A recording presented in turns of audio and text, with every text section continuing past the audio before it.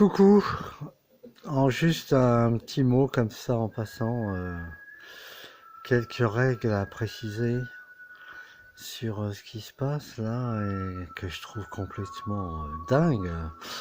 Toujours, hein. Par exemple, regardez ce Pascal Pro là quand il discute avec Violaine Guérin et qui lui dit mais vous savez les traitements, on ne sait pas trop si ça marche puisque de toute façon la plupart des gens, quand ils attrapent la maladie, eh bien, ils se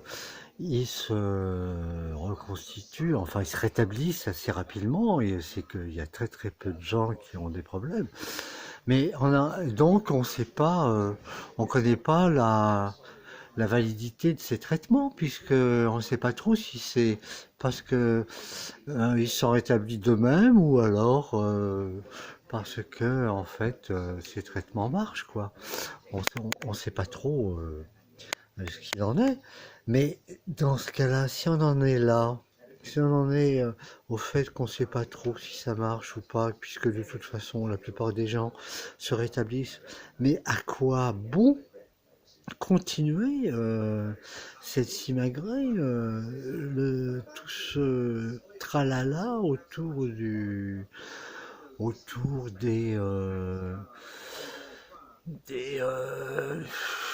voilà, des confinements, des vaccins, etc. Puisque en fait, ça touche très peu de gens.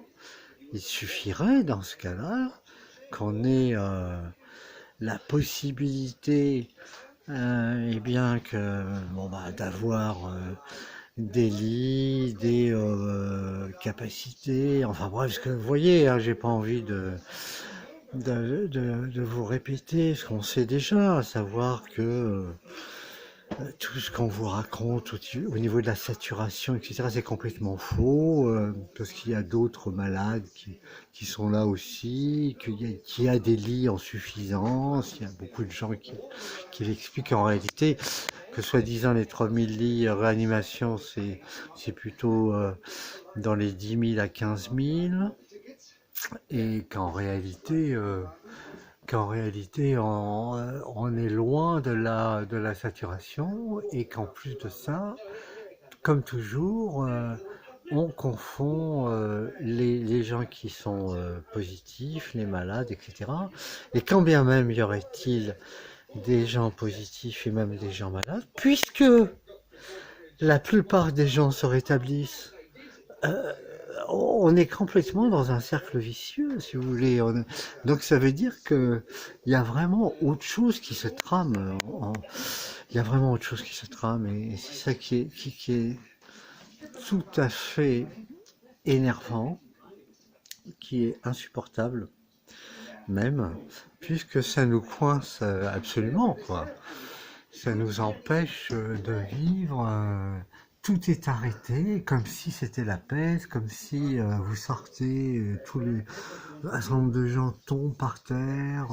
C'est la folie, quoi. Mais d'ailleurs, quand vous les écoutez, c'est un peu ça, puisqu'ils sont en train de préparer l'idée que, puisqu'il n'y a pas de traitement, et alors que la plupart des gens s'en sortent, à part quelques personnes au-dessus de 84 ans et ayant des multiples morbidités, eh bien, il y aurait que le vaccin. Donc, il faudrait créer des vaccinodromes, je ne sais pas comment on peut dire, vaccinodromes, des vaccinodromes, ouais. Réquisitionner des stades et tout ça. Pour, euh, pour vacciner en masse, pour vacciner en masse. Et ça, c'est. Mais alors là, où on en est, où est le droit, hein, où on est, à quoi sert tout ce code là qui est lourd en fait, hein, ce code, tous ces lois. Nous sommes complètement plutôt dans une autre situation. Vous voyez, une situation où effectivement il faut un manuel correspondant à cette situation. Alors évidemment c'est plus soft que certaines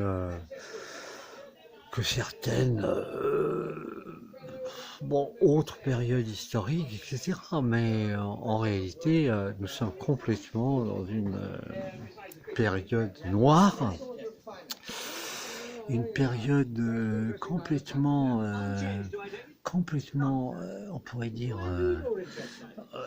oui, obscurantiste, hein. Le- il y a un certain nombre de gens qui sont complètement en train de faire croire qu'ils font ça pour nous, pour les autres, qui sont progressistes, etc. Alors qu'ils sont complètement dans l'arriération, l'ignorance, l'incompétence. On revient, on revient aux périodes les plus noires du bas Moyen Âge ou de la barbarie, où les gens soi-disant compétents, eh bien, étaient, avaient des chapeaux pointus et des grandes robes de magiciens. Et parce qu'on en est là, parce que vous voyez bien que le masque c'est un gris-gris, que le gel c'est des talismans. L'absence de contact, c'est au contraire pour accélérer l'affaiblissement des systèmes immunitaires. Euh, enfin, en tant que résultat, je vous demande même pas, je pose même pas la question de savoir s'il y a quelque chose derrière ou pas. Mais il y a nécessairement un projet derrière, évidemment, puisque même si c'était un projet inavoué au sens d'un inconscient collectif, à savoir faire le bien, l'hygiénisme, vouloir à tout prix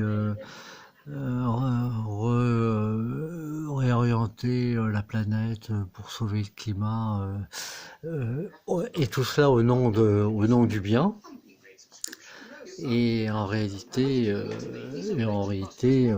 on en est loin, d'une, en fin de compte, d'une théorie générale des normes, d'un état de droit, etc. Hein, vous voyez, hein, on en est complètement loin. On est en pleine régression mentale, et je dirais même plus, alors peut-être ces gens-là, à force de prendre un certain nombre de choses, sont devenus complètement à la fois paranoïaques, schizophrènes et complètement psychotiques, quoi. Et je crains que nous ayons affaire à des gens qui ont une apparence très rationnelle, comme ça, mais qui sont en réalité complètement fous, au sens clinique, hein. C'est-à-dire que bon, ça se voit pas encore parce que ils tiennent une apparence de normalité comme ça, mais plus ça va, plus on s'aperçoit que aucun argument ne tient, puisque si c'était le cas, ils auraient laissé les médecins prescrire, ils auraient laissé les, euh, les gens qui ont justement des traitements qui ont des résultats. J'étais fou, par exemple, je reviens à la même émission avec Pascal Pro, mais j'arrêterai là, et Violaine Guérin. Il y avait le directeur de Libération qui était là, et qui était même pas capable de voir sur Internet et justement tous les documents, il y en a il y en a plusieurs dizaines d'articles en plus avec comité de lecture, montrant que l'ivermectine ou l'azithromycine, etc., l'hydroxychloroquine et tout cela, ça marche très bien, qu'il y a beaucoup des dizaines de milliers déjà de patients répertoriés dans ces études, et puis il y a des millions. L'ivermectine, par exemple, est produite en masse en Inde et dans plein d'autres pays d'ailleurs, je me rappelle plus, enfin c'est indiqué là, dans les sites dédiés. Et ben le directeur de l'université n'était même pas au courant, il savait même pas, parce qu'ils s'intéressent pas à ça. Ils sont complètement dans la dramaturgie du tout ou rien, Euh, Tout en disant, oh, en fin de compte, c'est bénin. D'ailleurs, Karine Lacombe l'avait dit dès le mois de mars-avril 2020, il y a un an, quand elle s'opposait à Raoult, en expliquant, de toute façon, 98% des gens se rétablissent, c'est juste pour les 2%, et en plus, maintenant, on s'aperçoit que c'est même pas 2%. On est à 99 et quelques. Nombre de morts a été gonflé, on est à 0,5%. Enfin bref, ça devient insupportable, enfin ça l'est, et puis on voit le nombre de gens qui subissent les conséquences. Ça devient vraiment affreux. Enfin, c'est affreux.